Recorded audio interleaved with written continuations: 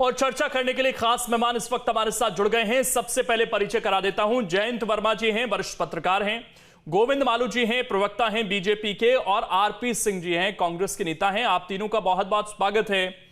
मालू जी, सबसे पहला सवाल तो यही कि आखिरकार फॉर्मूला क्या था, क्योंकि कई वरिष्ठ ऐसे हैं जिनको मौका मिल गया, कई वरिष्ठ ऐसे हैं जो मौका नहीं पा पाए, और दूसरा ये कि मालवा निमाड़ का इस बार दबदबा दिख रहा है। पिछली बार ग्वालियर चंबल का दबदबा दिखता था। उम्र के क्राइटेरिया में भी कई नेता हैं, तो कईयों को उम्र का क्राइटेरिया देते हुए ये कहा जा रहा है कि जगह नहीं दी गई। तो एग्जैक्ट आप लोगों ने जब ये कैबिनेट तैयार की है तो उसमें क्या चीजें देखी हैं जिसके बाद ये 28 नाम सामने आए? देखिए, हमारा एजेंडा है गरीब कल्याण, हमारा एजेंडा है सुशासन, और हमारा एजेंडा है मोदी की गारंटी को पूरा करना। और इसके प्रतिपूर्ति के लिए हमें जैसी कैबिनेट बनाना चाहिए, क्षेत्रीय संतुलन को ध्यान में रखते हुए भौतिक जो हमारे संसाधन है उनकी किस तरह से हम लोगों के लिए उपयोग कर पाए उसके लिए, और इसके अलावा हम उनमें से कैसी उर्वरा शक्ति उनमें है उनका उपयोग हम कैसे कर पाए पार्टी के लिए और देश के लिए, प्रदेश के लिए, शासन के लिए, उसके लिए हमने ये कैबिनेट को चुना है। पहली बात। दूसरी बात यह है कि हर व्यक्ति को हमेशा ही मौका मिले। कोई ऐसा नहीं है कि कोई केवल मिनिस्टर बनने के लिए ही वो आए हैं कि वो हमेशा मिनिस्टर बनेंगे।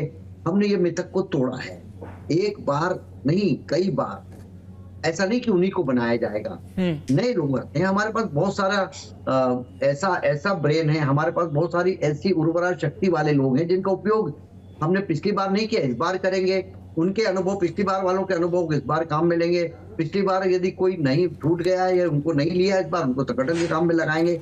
हमारे पास हर व्यक्ति के लिए काम के लिए कार्य करता है। और ये बात बहुत सही है कि हर किसी को हर बार मौका मिले, ऐसा नहीं हो सकता नए चेहरे सामने आते हैं। मेरी बात पूरी हो जाती है, 1 सेकंड जी।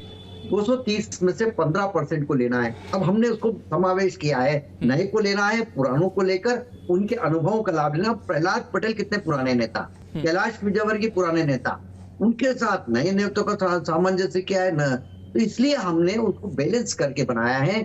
और जरूरी नहीं है, मैंने कहा ना कि हर बार कोई मिनिस्टर बने उसी को लेना है, ऐसा नहीं है। मैं उससे इत्तेफाक रख रहा हूं बिल्कुल, कि जरूरी नहीं कि सबको हर बार मौका मिले, और क्योंकि लिमिटेशन है 15% को ही दे सकते हैं, तो वो भी बात समझ आती है। लेकिन फिर भी एक सवाल ये पूछा जाएगा कि जो पिछली कैबिनेट में मंत्री थे उनको अगर इस बार मौका नहीं मिला, या फिर आपको लगता है कि उनका काम अच्छा नहीं था या कुछ भी वजह रही हो जिसकी वजह से उनको इस बार मौका नहीं मिला, कुछ आप लोगों का फैक्टर रहा होगा, तो फिर विधानसभा का चुनाव तो वो लड़े। अगर वो आंकलन करना था तो शायद वहीं पर उनका हो जाता कि आपका काम बेहतर नहीं है, आपको आगे मौका नहीं दिया जा सकता। क्या आपको नहीं लगता कि उनका आंकलन वहीं पर होना चाहिए? पहली बात तो मैं इस बात को खारिज करता हूँ। 230 जब विधायक के उम्मीदवार हमने चयन किए तो वो उनके परफॉर्मेंस के आधार पर, गुणवत्ता के आधार पर, व्यक्तित्व के आधार पर और उनकी विजय की क्षमता के आधार पर चुने। इसलिए उनका काम खराब था ये तो कोई क्राइटेरिया ही नहीं रहा। काम तो हमारी जो रीति नीति है, जो हमारी जो तो वही कारण, ये बात मैं बिल्कुल मैं मान गया आपकी कि सबको मौका नहीं मिल सकता। लेकिन फिर जब वो एलिमिनेट हुए, अब बिसाहू लाल एलिमिनेट हुए, भूपेंद्र सिंह एलिमिनेट हुए, गोपाल भार्गव एलिमिनेट हुए, उषा ठाकुर एलिमिनेट हुई, तो मैं तो कारण कुछ समझना चाह रहा हूँ कि इनको कुछ कारण है। कारण कुछ नहीं, नए को मौका देना। देखिए सुने, कई लोग छूट भी तो गए थे, कई लोग छूट भी गए थे, जिनको लेना है इस बार उनको लिया गया है। इसलिए आप उनको यार कितने बार के विधायक है वो, ऐसे कई सारे लोग लिए गए हैं। अब जब प्रहलाद पटेल और इनको कैलाश विजयवर्गीय इनको लिया गया है, इनको जब चुना गया है तो इनके भी उपयोगिता है। देखिए सबकी उपयोगिता है, सबका काम है, और जिनको नहीं लिया है वो अनुपयोगी हैं या वो अक्षम है, ऐसी कोई बात नहीं। वो चलिए ठीक है। आरपी सिंह जी, देखिए आप लोग भी इंतजार कर रहे थे कैबिनेट का, आज एक बार में लंबा चौड़ा कैबिनेट गठन कर दिया है, 28 नाम सामने आ गए हैं। कांग्रेस पार्टी इन नामों को किस तरीके से देखती है?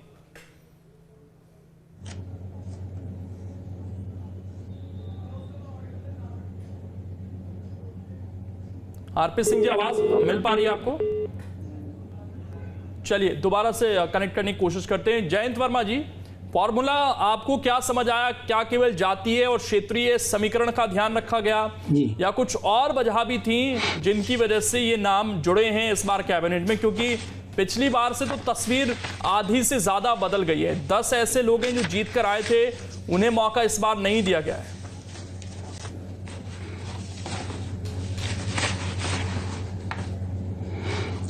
देखिए, ये जो पूरा कैबिनेट बना है इसमें शिवराज सिंह